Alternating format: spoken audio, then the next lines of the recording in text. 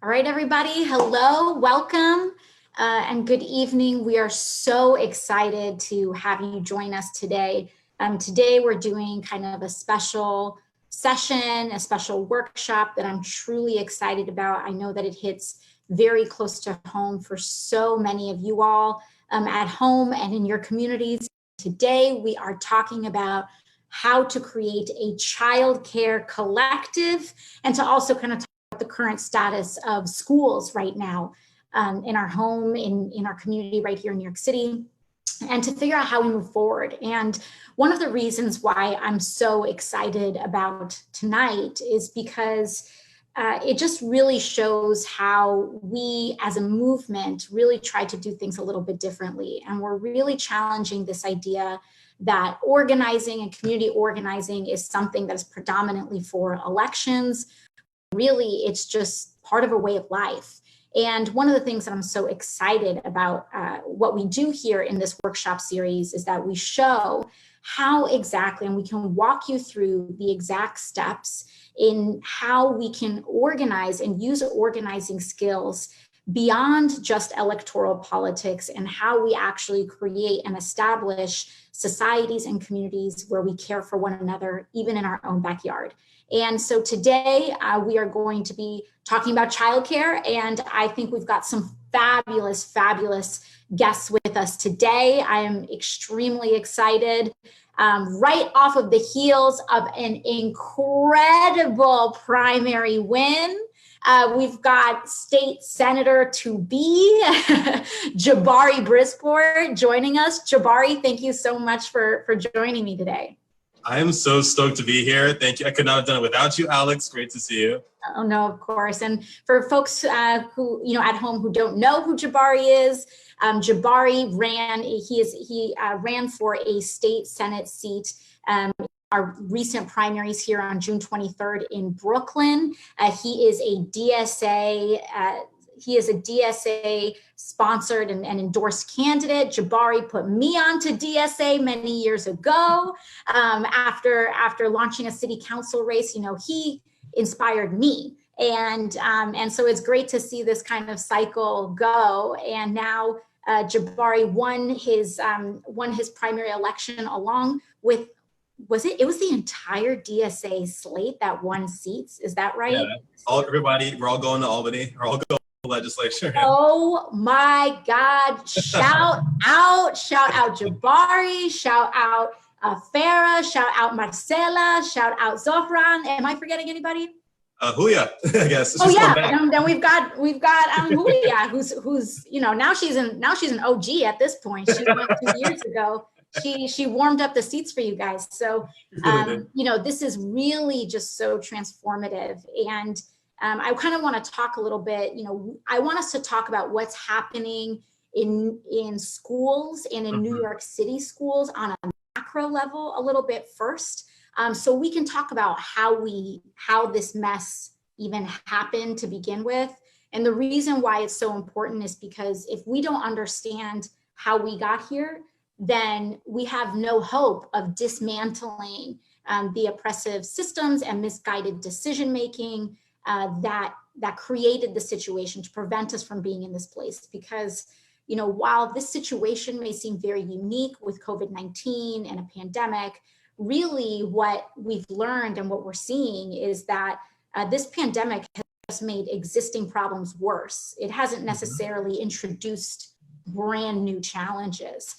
So talk to me about how you're seeing things, looking at things from a legislative perspective and from a community organizing perspective, what you're seeing in terms of this challenge with schools.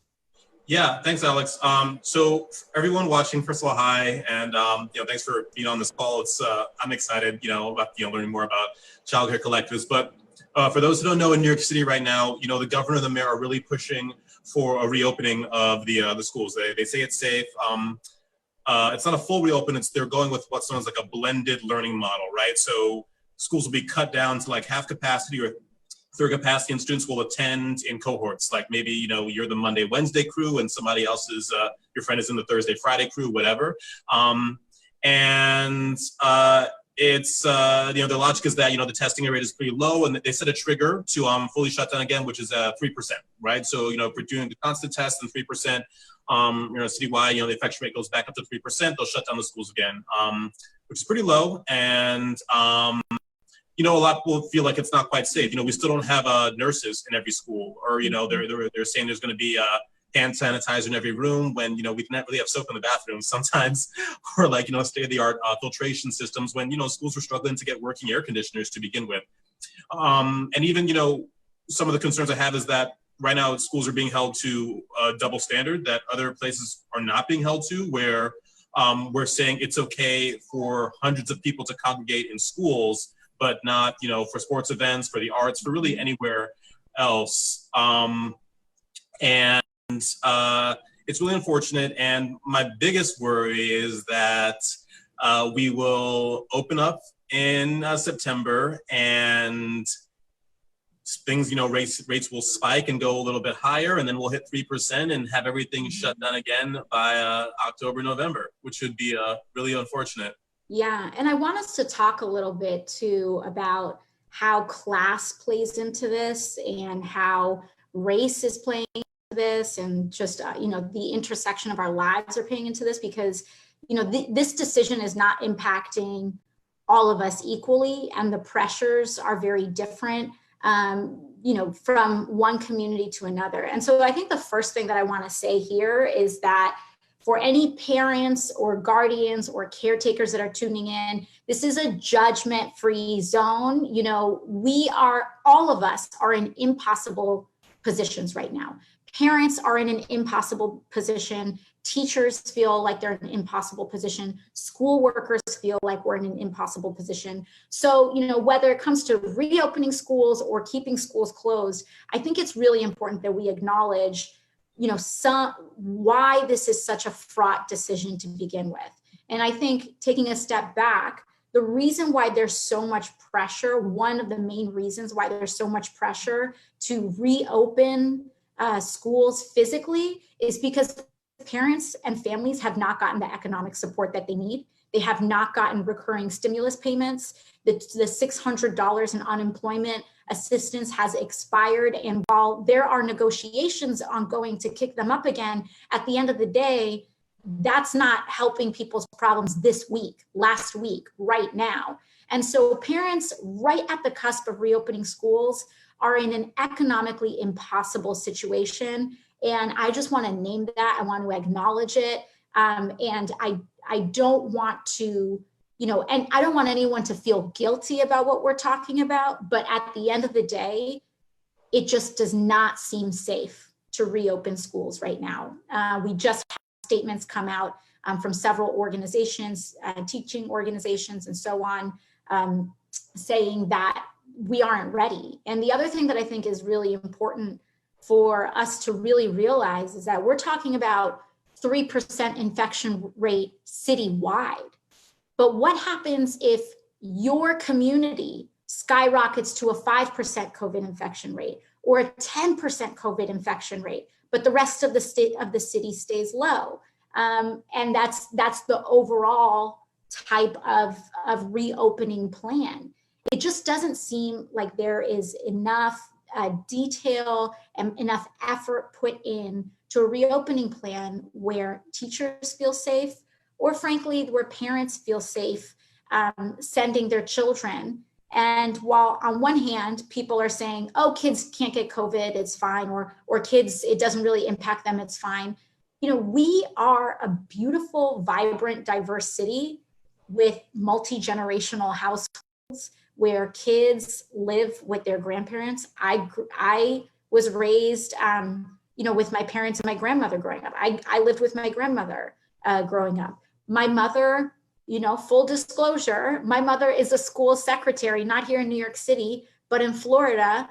And I'm scared. I'm just scared to death about reopening schools when Florida has an even higher kind of infection rate and lack of containment than New York has. And so there's class that plays into this. And so often these decisions and policy decisions are often made with whether a narrow band of affluent people are benefited by the decision without consideration for so many people whose lives may be at risk. And so, Jabari, I don't know if you want to kind of speak to the class element of this as well. I mean, it's really true. I mean, what you were just talking about with like what happens if your community spikes. I mean, here in Brooklyn, we have a neighborhood called, it's for those notes, Sunset Park. It's a predominantly working class Latinx community. And, it just came out like today or really recently, they spiked up to like over 6% in that area, whereas the citywide is still around 1%. And as of now, those kids are set to go to school in a few weeks, even with rates spiking in that part of the city, which is really, it's really scary. And what would be nice to see would be greater effort to make sure that, students and families are equipped to deal with virtual learning. Because, people may be opting to send their kid back because they feel like, it's a lost cause, trying to deal with, the tablet they were supposed to get from the city that they may not have gotten, or they got the tablet, but their internet's not working and they're deeply concerned about their child getting an education. And, we are really seeing about this digital divide being exacerbated in the midst of all this crisis, with some people being easily able to have access to, every, tablet for every single one of their kids, and, perfect internet connection where everyone can be on it at the same time. And, they're hiring a tutor to, help out with everything else. And, you have other families that are just, and I honestly, I hear the difference in the background too. When students come off mute to like share an answer, I can hear the difference. In the households where it's really noisy and the parents are trying to work too, and you can hear like the younger brother is also in class right now and it's just really noisy and everyone is like on top of each other. And it also is just hard with like not enough effort to reach out to the students who have been like the most left behind. When everything shut down in March, there were some students who I know who did not get on board. I did not see them in terms on the Zoom calls or in via email or anything. And the phone numbers we have for their parents were not working. And I for all intents and purposes, I don't know what those students have been up to since March. And it really seems like we need a much more dedicated effort to get everyone on the same page and everyone supported, especially working class families that don't quite have to have the access to check in or be supported their child's education.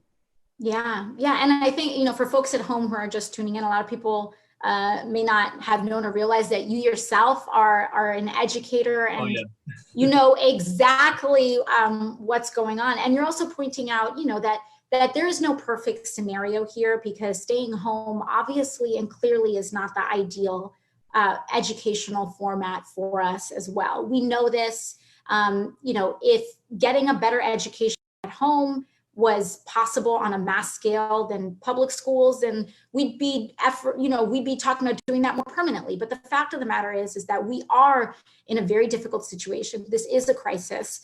But at the same time, I do think that there's something to be said where, listen, this is the difference between something being a political talking point in campaign time and actually walking the walk.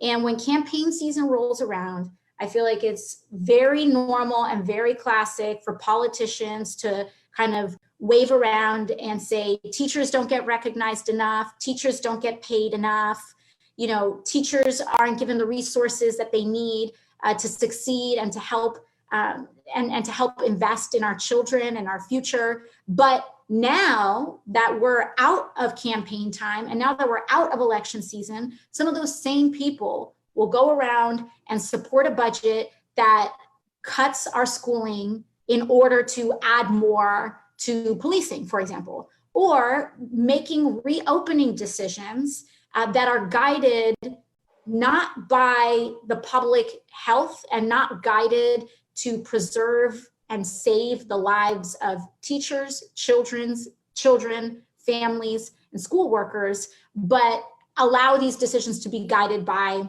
a for-profit and economic incentive. And this is what we're talking about when we say, having a society that puts people before profit. I know that everybody wants to go back to work. We all want to go back to work. But first of all, are you wearing your mask correctly? Are you a nose peeker or not? Because if you're letting your nose peek out, you're not helping us get back to reopening. But also, are we making the investments in public goods? It's important to realize and reiterate that all of this was preventable. Where we're at right now, we didn't have control over COVID cases coming to the United States, but this situation that we're in right now, mass unemployment, schools staying closed, runaway infection rates with no hope of contact tracing when they get really high in certain communities, all of that was preventable. Yeah. We could have had a situation where we reopened schools, or at least started to gradually reopen responsibly, and where we could actually have a plan in set right now. We don't have that. That was preventable. But this is the situation that we are in due to poor decision-making on the federal, state, and local levels. And so what we're really going to do now is okay, we know what the problem is.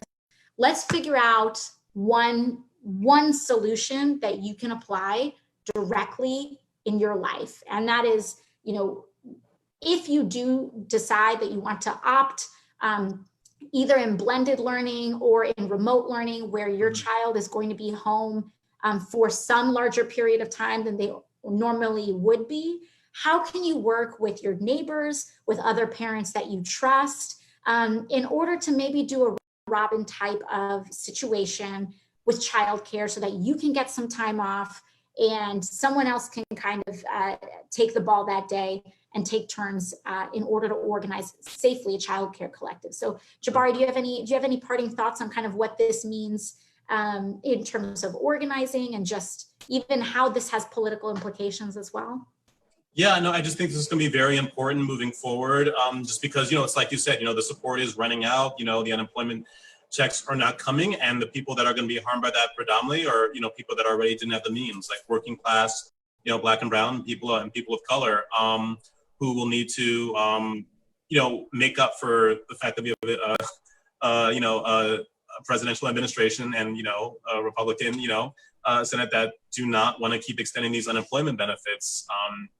Even just with, the choice of parents to, continue remote learning, about a third of parents in New York City have chosen to do, virtual school. And I'm sure if you saw racial breakdown, you would see that it was probably, largely white, more affluent people that are able to do that, which is really unfortunate.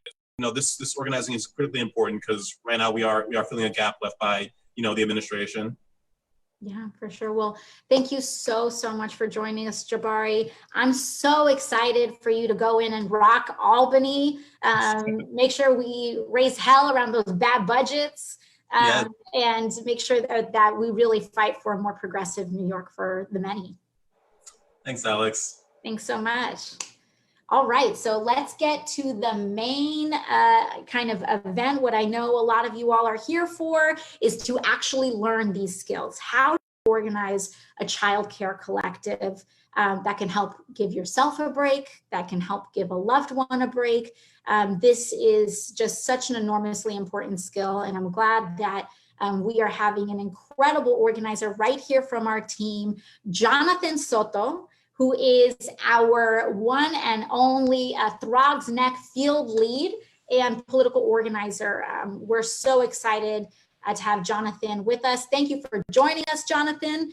For folks who don't know, Jonathan is speaking from true experience. He is a father of a young daughter out in Throgs Neck, and childcare, I am sure, is not a foreign topic to you at all, or your wife or in your family. So, we're so excited to have you. Thank you for joining us today, Jonathan. And let's get right to it. How can we, first of all, what is a childcare collective?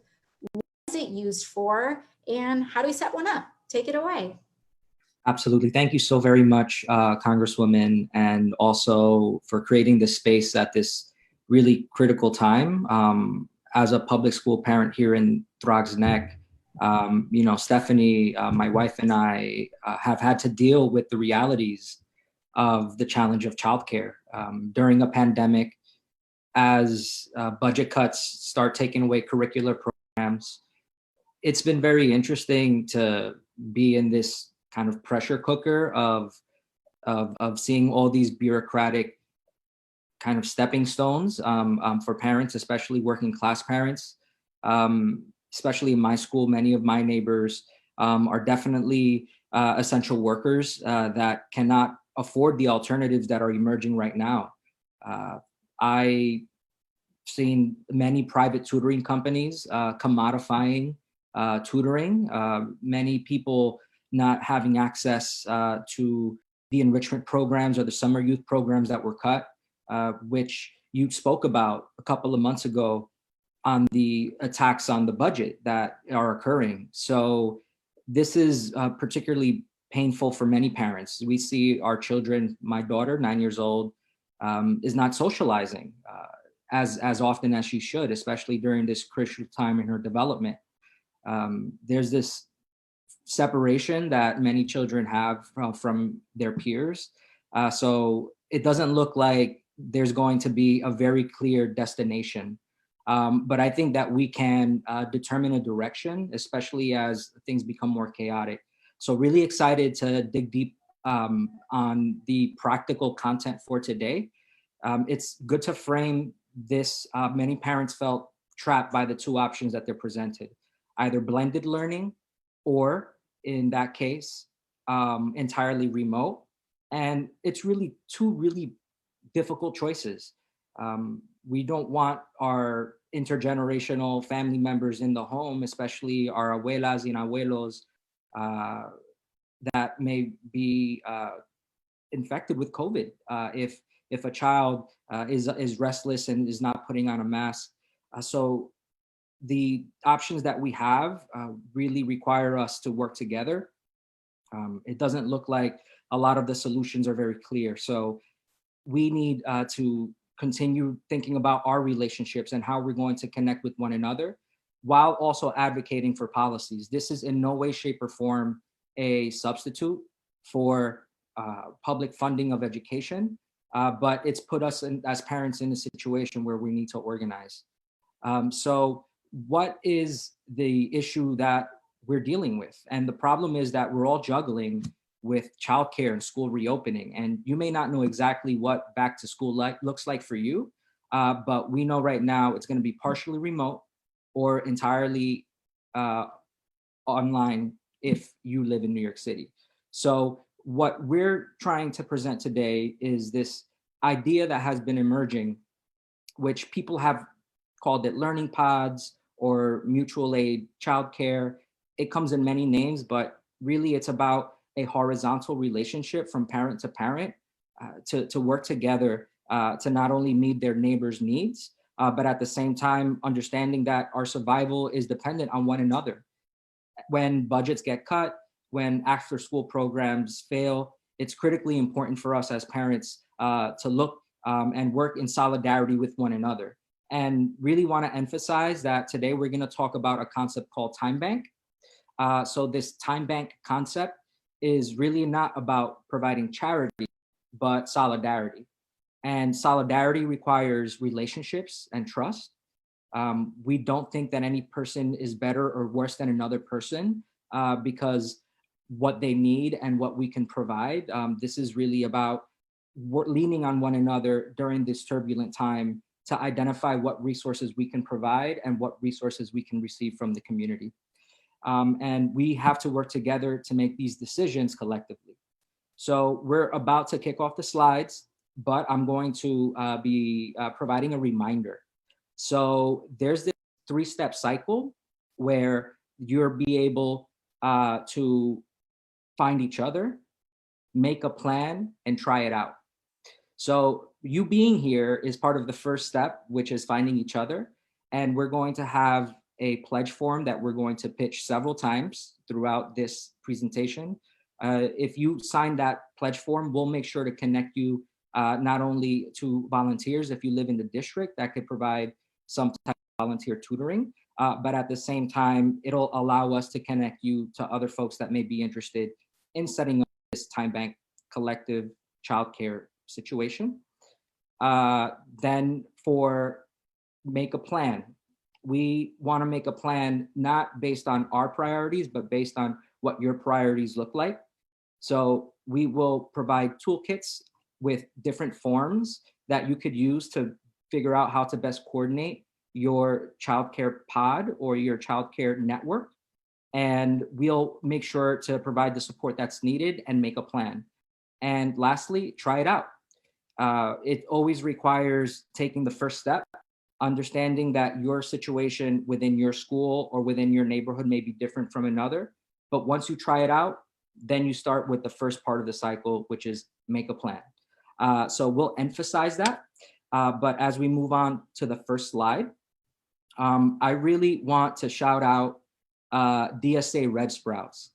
So DSA Red Sprouts is an amazing childcare collective, making organizing more accessible to parents and caregivers. And for all their help, we want to thank them. They provided many of the materials for this workshop. They really believe in supporting working class parents. So we are in a debt of gratitude to DSA Red Sprouts. You can connect with them on Twitter at Red Sprouts NYC, and you can find them on their website at redsprouts.wordpress.com. So thank you again, DSA Red Sprouts, for your solidarity. So let's jump into the meat of the presentation. What is a time bank? So a time bank is basically a pod, a word you've probably heard several times as parents recently, or a network of people giving and receiving care. For every hour you give of care, and that care could be many things. It could be virtual tutoring. It could be recreation in a public space with safety COVID guidelines, or it could be in-person childcare. So if you decide to enter into this time bank and you give an hour of care, you'll receive an hour in return. So this is not charity, this is mutual aid.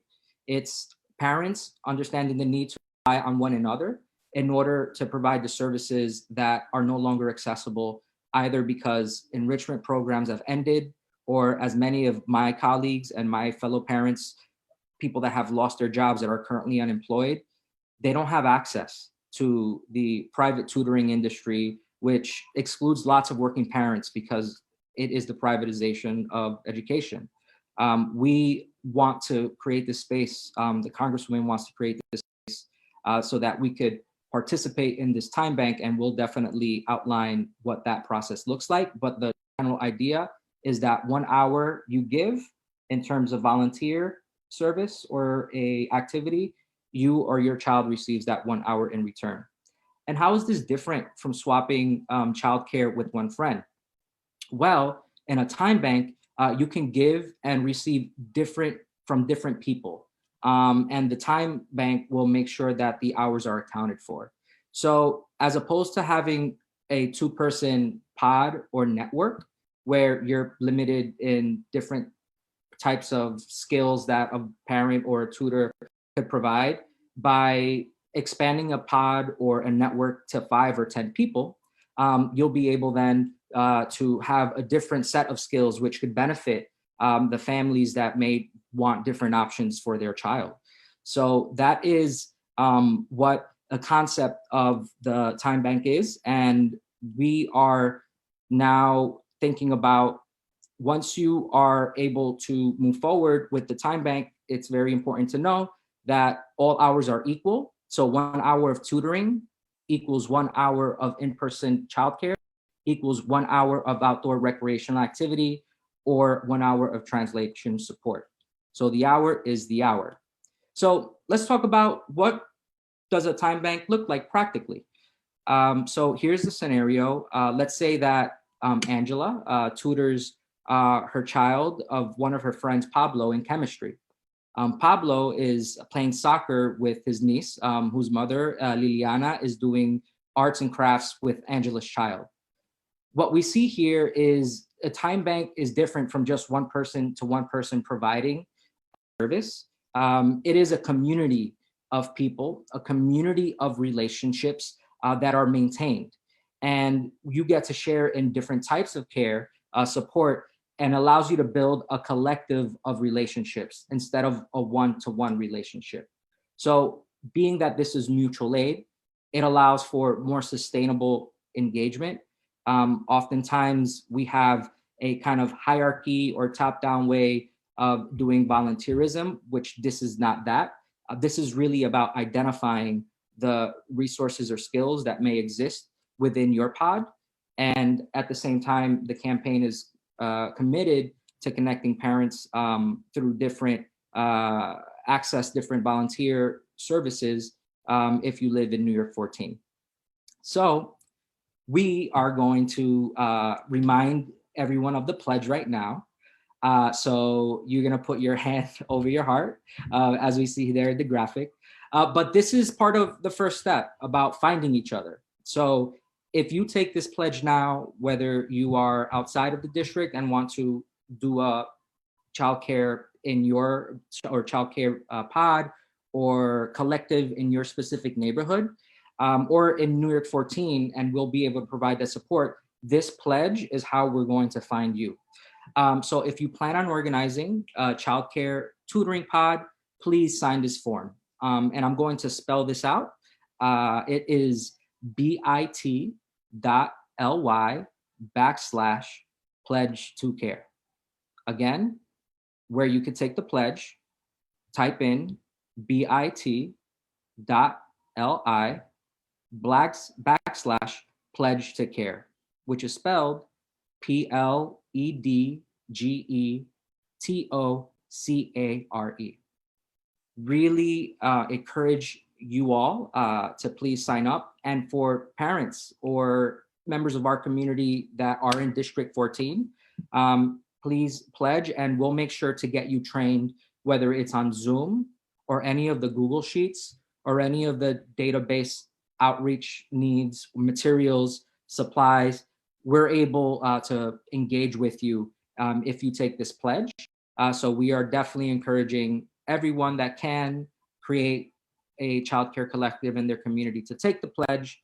And if you're in District 14, we'll make sure to reach out and provide the support that you need. So let's say you are taking the first step with us, which is let's find each other and take the pledge. We make the plan, and as we begin the plan, we talk about outreach. How am I going to find people in my neighborhood, people in my community that want to join together to help out with childcare, whether tutoring, recreational activity, childcare in person, or virtual tutoring? So what we recommend is first identify your parent community. Who do you know? Who do you trust? We know that we have lots of friends, whether we meet them at the PTA or it's a parent coordinator, or if it's a neighbor that you take the bus with together in the school.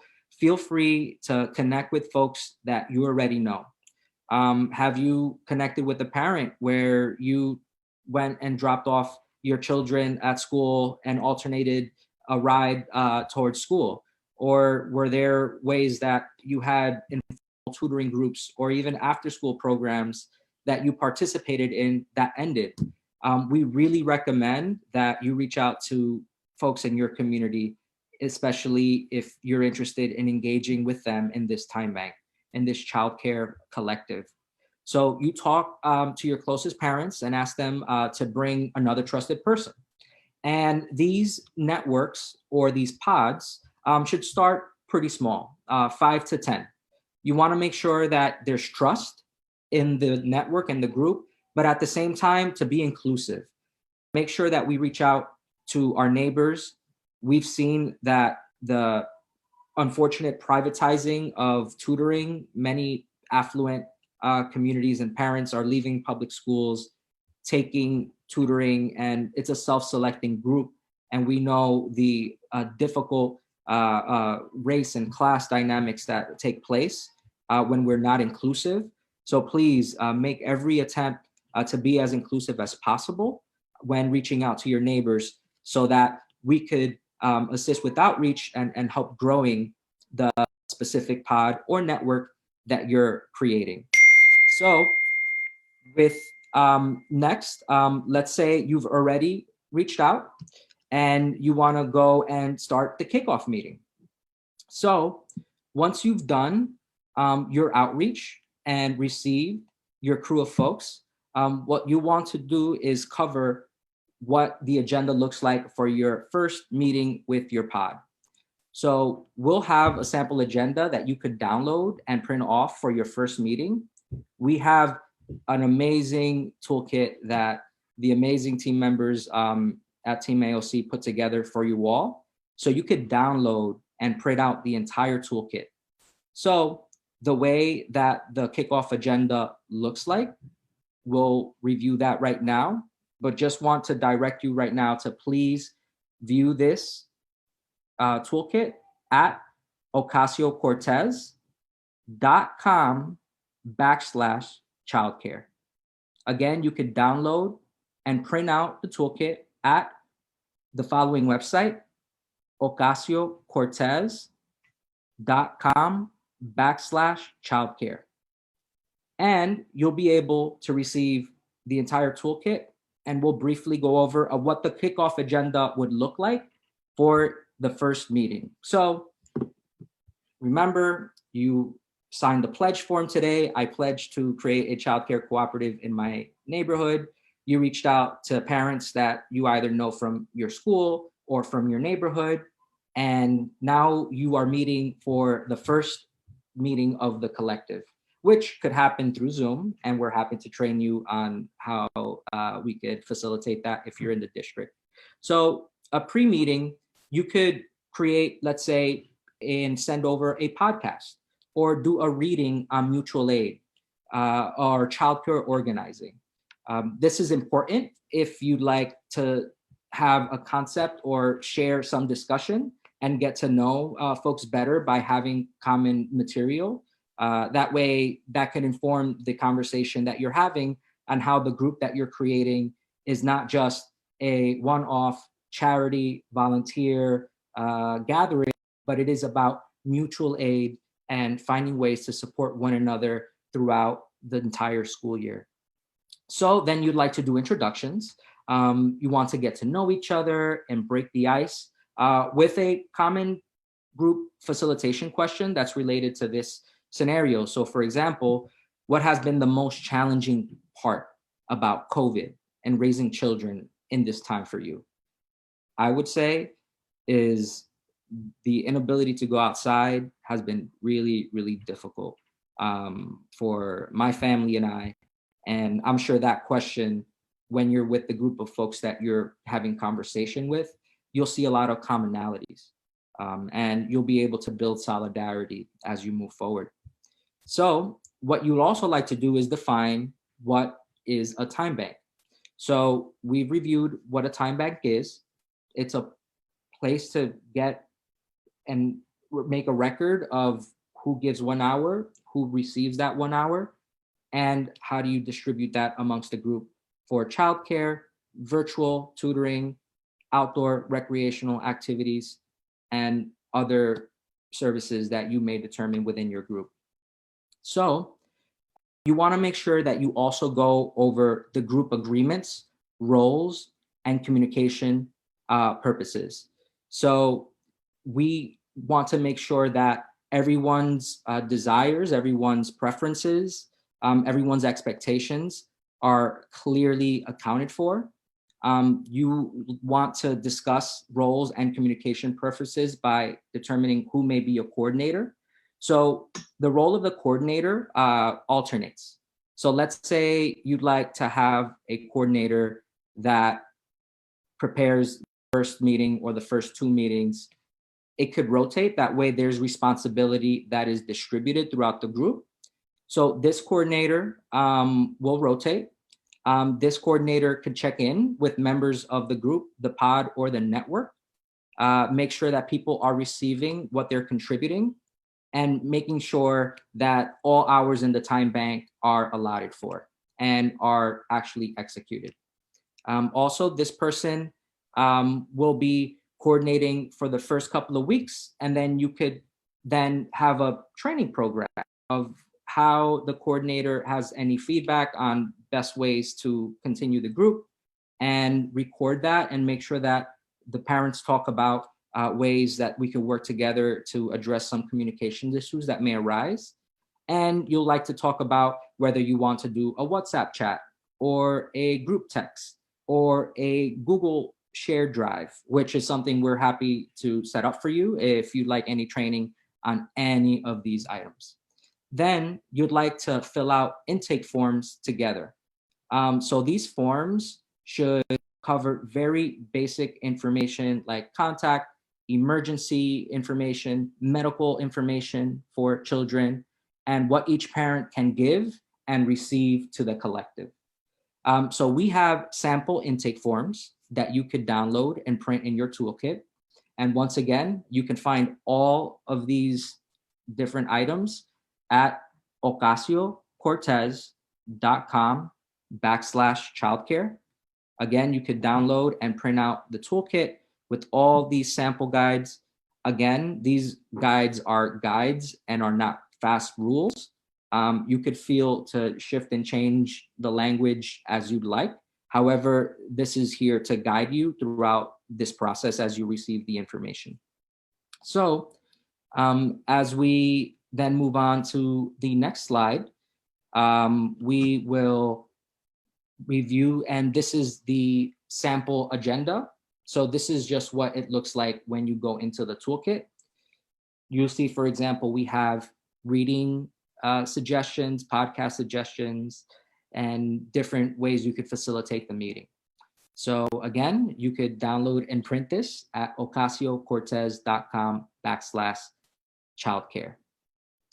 Now to the intake forms. These forms, again, a bit more comprehensive in the website, but this is what you'll see, which you can note the name, phone number, email address, and different ways that people would like to either contribute or receive different services. People can, for example, suggest in-person childcare, arts and crafts, sports, tutoring. Obviously, every activity that happens in person should follow social distancing guidelines, and we have some COVID tips that you can review in the toolkit as well. So again, you could view all of this information at ocasio-cortez.com/childcare. So some basic COVID-19 safety tips. And let me just take a second there to refresh. And COVID-19 safety tips. Obviously, you'd like to encourage children and adults there to wash hands, wear masks, stay remote or safely distance outdoors where possible, and set very clear expectations for communications. This is a very difficult time we are living through. Many people feel very anxious about what is happening and the new norms that we're navigating as a society, but it's very important to be very clear on COVID safety tips, especially if folks are deciding to do in-person childcare, and understanding that as a community, we need to take care of each other, protect each other, and allow for the time bank to continue nurturing itself. It's very important to be very clear about how do we minimize risk for children. And we can go on to the next slide, which we have a couple of more basic safety tips. If you are having indoor childcare, make sure that you walk the entire space of the house, the apartment, the room at the child's height. Check for knives, sharp edges, small objects, anything that may be a choking hazard. Cover up radiators and outlets, and have no open flames or hot beverages if you are engaging in in-person childcare. Never allow kids to share food. Many children have allergies and have different food sensitivities, and maybe a parent may not note it, which is very important in the intake forms to note all the allergies that a child may have. That way we could reduce the possibility of children receiving a allergic reaction. And if there's something that goes wrong, please, please, please let the parent know right away. It's encouraged that there's a group chat, a common space where you can communicate with parents if something were to go wrong. And if for whatever reason the life's child is in danger, 911 is the option. However, we just want to be very careful that anytime we engage police, the likelihood of conflict may arise. So just be very aware that police interactions may present different levels of risk for families, depending on immigration status, race, and gender. So you want to be very mindful of that. Additionally, other childcare tips. We want to create a space that allows for kids to choose what they want to do in their own space. So something that's been helpful with different childcare collectives is creating different corners. That way children are in their own socially distant space. Notice the energy, check in with children consistently, and keep everyone participating in whatever the activity may be. If this is something, if you're doing indoor childcare. A lot of the different care or the tutoring may also happen virtually. So those are scenarios present for less need to think about the social distancing measures. However, if you're doing in person, it's very important to be very aware of what's happening with different children. We move on to additional childcare tips for social justice caregiving. Please respect kids' consent. Ask before you hug, pick up, or otherwise touch a child. Ask questions about their preferences, especially if they want to go to the bathroom or they're feeling tired. Feel free to check in and respect the preferences of those children. And do not normalize one kid touching another kid when they don't want to be touched, and to respect and honor kids' pronouns. And if you do not know the child's pronouns or the teen's pronouns, ask if you don't know. And we, looking at the COVID-19 safety and childcare tips, here is a screenshot of what the document looks like. Again, you could download and print the toolkit and all the documents that we've reviewed at ocasio-cortez.com/childcare. Again, ocasio-cortez.com/childcare. You'll find all the different documents that we've shared with you all today. And as we are approaching the conclusion of the workshop, we want to emphasize once again that we really want to have parents connect with one another, especially during this time. We are seeing that our education budgets are becoming more and more attacked, where they want to cut resources that many parents in public schools cannot afford otherwise. We've seen the ending of summer youth programs, enrichment programs, and we really need to rely on one another. We want to thank the Congresswoman for advocating from the beginning of the pandemic about how these childcare and education cuts would affect us. It's important to demand that our public dollars are funding our public education. This presentation is not to supplement advocacy. And it's unfortunate that we don't have the resources that we need, but we need to engage with one another. So we are asking you to please take this pledge that if you plan on organizing a childcare tutoring pod, please sign this pledge so we could have your contact information and we'll reach out to support you. You can sign up for the pledge at bit.ly/pledge to care. which is spelled PLEDGETOCCARE. Again, bit.ly/pledge to care. It's critically important to not only emphasize the need for us to meet each other and find each other, which is the first step, then for us to make a plan collectively with parents that you've been able to outreach in your neighborhood to make sure that the guides that we've provided for you are not set in stone, that you need to create a plan with your neighbors that works for you, and to commit to testing this out, to following through on the pledge and ensuring that we're able to not only connect with our neighbors during this really challenging time, but also to let us know if you're in New York 14, if there's a need for additional types of volunteer services or different topic areas where we could ask members of our community that are willing to volunteer their time for this time bank. It's critically important that you take that pledge, that we sign up and make sure that we have each another's back. Again, very simple step, finding each other, which is something that we've done today. Sign up for that pledge, and then when you do outreach, you'll make a plan with your neighbors. And once you make a plan, you test it out.